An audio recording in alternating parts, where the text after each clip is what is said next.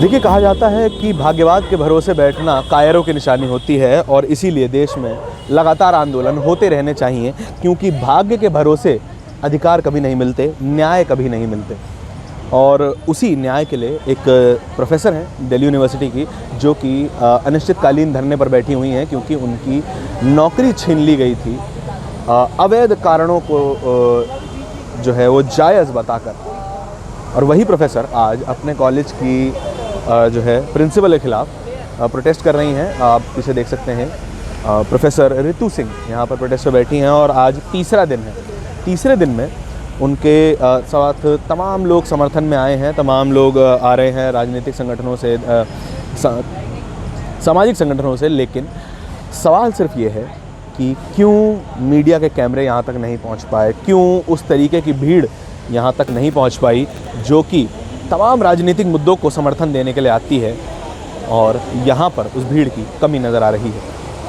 इन चीज़ों के बारे में बात करेंगे, उनसे जानने की कोशिश करेंगे कि वे क्या, उनका उद्देश्य क्या है और इस वक्त क्या महसूस कर रही हैं। तीसरा दिन है और मैं 2 रातें यहाँ बिता चुकी हूँ। 2 रातें। सिक्योरिटी का क्या इशू होगा, हम खुद अपने में मुझे लगता है सक्षम है। और आज आप सिक्योरिटी देख ही सकते हैं पीछे हमारी तैयारी के लिए, क्योंकि आप अगर पैन करें कैमरा तो प्लीज़ जूम करके वो दिखाइएगा। बस खड़ी है यहाँ पे, 2 बसेस खड़ी हैं, दोनों तरफ पैन कर लीजिए।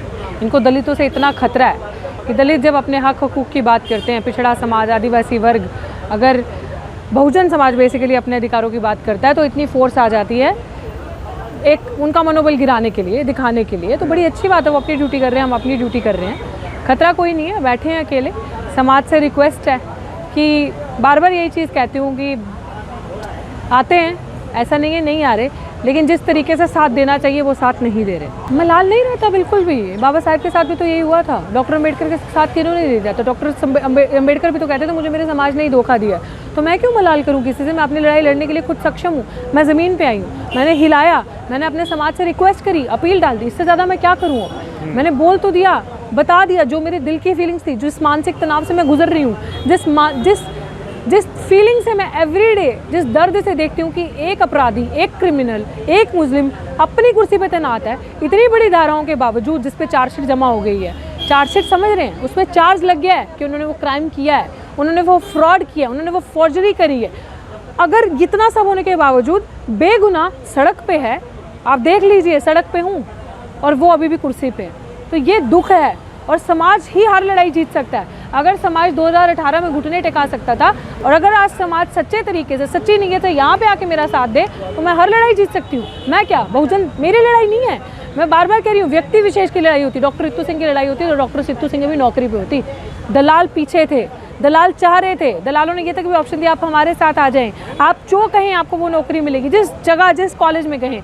लेकिन डॉक्टर रितु सिंह ने नौकरी नहीं, न्याय को चुना, जस्टिस को चुना, क्योंकि मुझे पता है कि अगर मैं जस्टिस के लिए नहीं लड़ी, अगर मैं अपने भाई बंधु, जो मेरे छोटे छोटे समाज के गरीब बच्चे सपना देखते हैं इतनी बड़ी यूनिवर्सिटी में आके पढ़ने का, जो लोग सपना देखते हैं कि पढ़ेंगे भी और ऐसी यूनिवर्सिटीज़ में जाके पढ़ाएंगे भी, अगर मैं नहीं लड़ी, अगर मैं उनके लिए खड़ी नहीं हुई, तो यकीन मानो गला घुट चुका है, आधा पूरा गला घुट जाएगा। आपको आने नहीं देंगे, दहलीज पार करने नहीं देंगे, सब खत्म कर देंगे आपके लिए। आप इस यूनिवर्सिटी में खड़े नहीं हो सकते, तब वो आपको एग्जाम्पल देंगे, देखा जो डॉक्टर रितु सिंह के साथ हुआ ना वो आपके साथ, मत बोलना, वो बोलती थी ना, उसका ये हाल कर दिया, उसने आवाज़ उठाई ना सच की, मत बोलना। तो मैंने समाज में गुलाम पैदा नहीं करने, मैंने समाज में एक मिसाल कायम करूँगी कि डरना नहीं, लड़ना, अपने हक मांग के नहीं, छीन के लेना। ये मेरी लड़ाई, मैं छीन के लूँगी। वो बहुत, मैंने आपको बताया, अगर उनके लोग मुझे फ़ोन करके नौकरी का वो दे रहे हैं, तो वो कौन होगा? वो तो वही करवा रही है ना, लेफ़्ट राइट जाके। मैं क्यों बात करूँगी? मुझे कोई ज़रूरत नहीं बात करने की। हम बंद कमरों में बात नहीं करते। मैं वो शख्स हूँ, ना कॉम्प्रोमाइज़ करती हूँ, ना किसी के साथ मीटिंग करूँगी। जिस मेरी न्याय सच हक की लड़ाई है, मुझे जस्टिस चाहिए, मुझे किसी से नौकरी नहीं चाहिए। मैं इतनी प्रतिभाशाली, इतना मेरिट रखती हूँ, मैं किसी भी यूनिवर्सिटी में नौकरी पा सकती हूँ, तो मैं क्यों किसी के साथ जाके बात करूँ? उन्होंने बहुत बारी कोशिश करी बात करने की, लेफ़्ट राइट तरीके से कॉल करने की, उन्होंने अपने लोग भी भेजे, लेकिन वही चीज़ है, अगर मैं झुकती हूँ तो समाज झुकता है। तो उनके लिए बहुत आसान हो जाएगा, क्या दलितों को तो हम खरीद लेते हैं, इनको तो 1 लाख रुपए की नौकरी दो तो ऐसे खरीद लो, इनको तो 1 लाख रुपया दिखाओ, 50,000 रुपये दिखाओ, ऐसे खरीद लो। नहीं, I want to break this trend.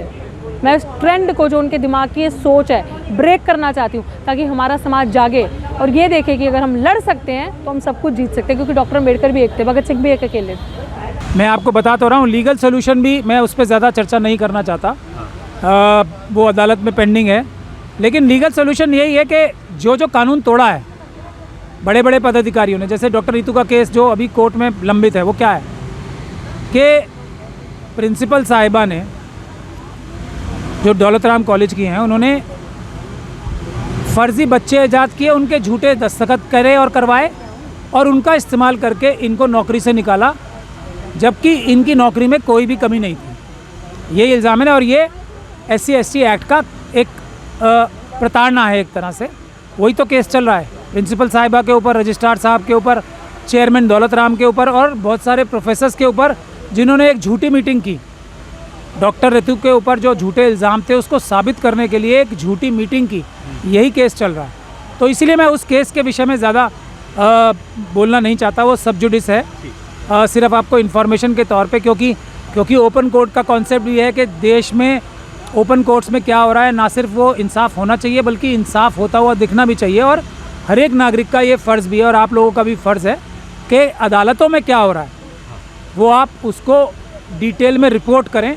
ये मैं समझता हूँ सभी प्रेस के, जो ईमानदार प्रेस है, मैं ये क्रिमिनल मीडिया की तो बात नहीं करता जो अपने आप को मेन स्ट्रीम मीडिया कहते हैं, आप जैसे जो ईमानदार पत्रकार हैं उनकी ये जिम्मेदारी बनती है कि कोर्ट में क्या प्रोसीडिंग चल रही है वो भी जनता के सामने निश्चित तौर पे बड़े रूप से लाएं। इस मामले में जिस प्रिंसिपल पर आरोप लग रहे हैं, सविता रॉय, हमने उनसे भी बात करने की कोशिश की और उनका पक्ष जानने की कोशिश की।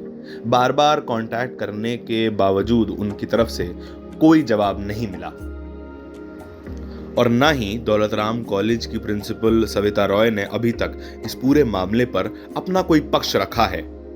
सविता रॉय के खिलाफ IPC की धारा 465, 468, 471, 120B, SC/ST एक्ट POA के तहत FIR और चार्जशीट दाखिल हो चुकी है, जिसकी अगली सुनवाई 31 अगस्त को होनी है।